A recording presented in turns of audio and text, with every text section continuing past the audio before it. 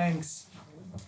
I will give a little introduction. Michel asked me to talk a little bit about this composition before Martin will give a performance of it.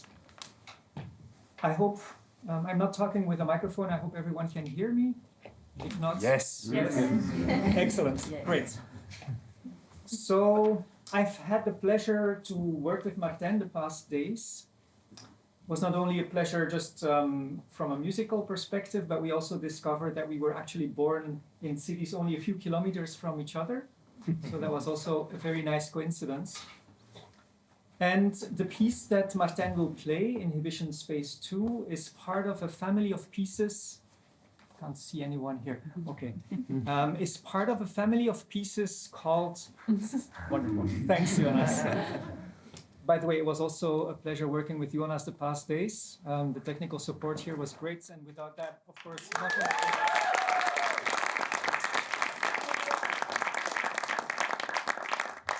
Yes. Yeah, so Inhibition Space 2 is part of a family of pieces called Inhibition Space, or it has like, let's say, a grandmother called Inhibit. And they all have to do with feedback. The main principle in all these pieces, which so far involve almost always some kind of woodwind instruments, is that there are small microphones, one or two often, inside the instrument. And as you can see here in the case of Inhibition Space 2, there are two loudspeakers as well. And these microphones are connected to the loudspeakers via some extra sound processing in the computer, which is controlled by the performer using foot pedals. And the reason why I'm working with feedback a lot, and I actually have been working with feedback a lot, is probably I've been trying to understand myself why it fascinates me so much. The first time I think I worked with feedback was using no input mixing feedback, so analog electronic feedback, not through the acoustic properties of spaces.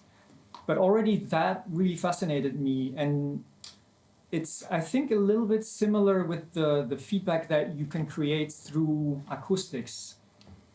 There is something inherently dangerous about it that I really like, and that I think both the performer as the audience also somehow feels. It's something that makes you sit on the edge of a chair, and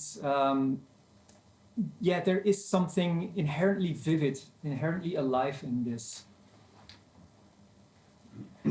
Martin, probably you can confirm this or not, but I think as a performer also there is this feeling of constantly having to tame a beast, and sometimes you manage, sometimes you don't really, and the beast is trying to devour you. And yeah, there's something about that I find very fascinating. It also really activates a performer. The performer has to do more than perform a score. It's also really interacting with the sound itself. And what I also really find interesting about the approach of feedback through an instrument, which is not something I invented, is that the instrument becomes hybrid.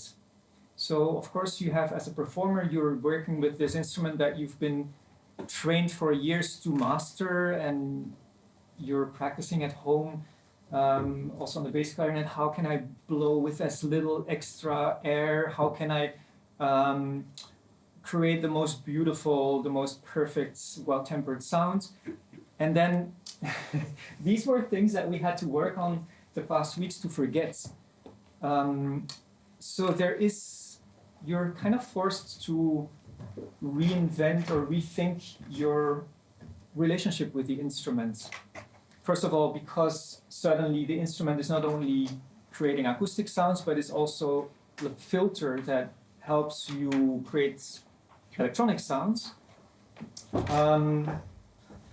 But also because it's always a little bit different. You always have to...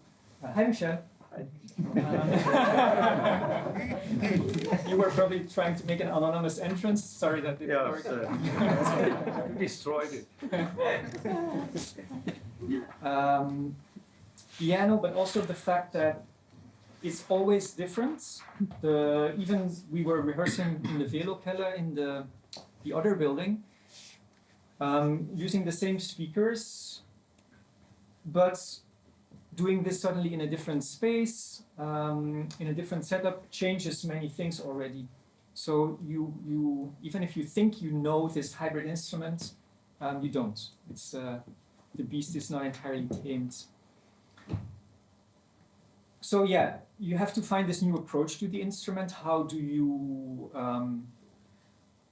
make it interesting? Sometimes, therefore, you have to do things that you were taught not to do.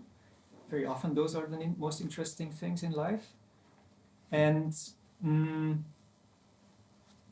what also interested me about this idea of feedback, and it's actually only fairly recently that I started to see those connections.